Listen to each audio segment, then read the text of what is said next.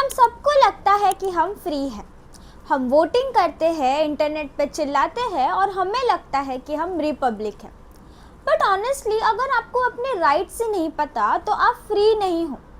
आप बस लकी हो कि अभी तक किसी ने आपका फ़ायदा नहीं उठाया है। Think about it.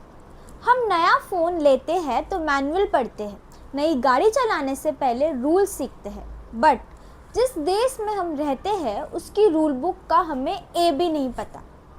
This book is called constitution of India. ये सिर्फ मोटी किताब नहीं है, ये आपका सबसे बड़ा वेपन है अगेंस्ट इनजस्टिस।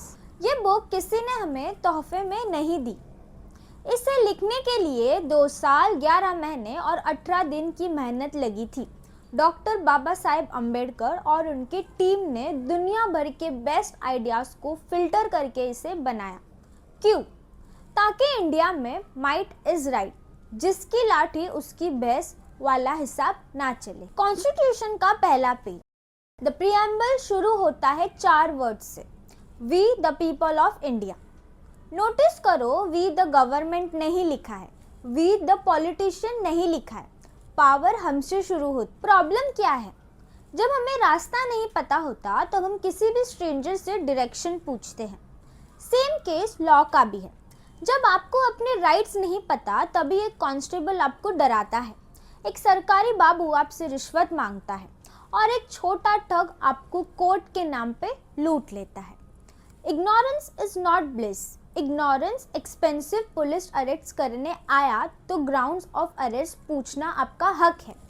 24 आवर्स में मजिस्ट्रेट के सामने पेश होना आपका हक है। अगर आपको ये पता है तो कोई आपको ड्यूप नहीं कर सकता। Knowledge is the only thing that levels the playing field against the powerful person. अब इसे बोरिंग मत समझो। सिंपल स्ट्रक्चर देखो।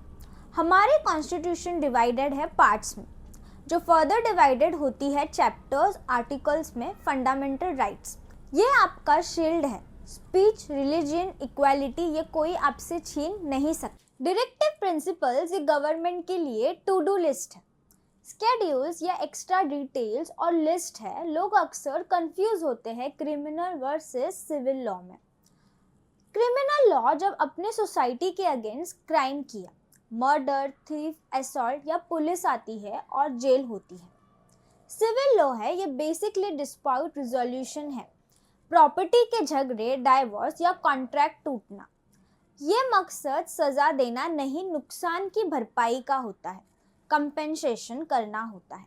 अगर कोई लॉ कॉन्स्टिट्यूशन के अगेंस्ट है तो वो लॉ ज़ीरो है। अगली बार जब कोई कहे जानता है मेरा बाप कौन है तो उसे कहना, बाप का तो पता नहीं पर मुझे मेरा संविधान, कॉन्स्टिट्यूशन ज़रूर पता है।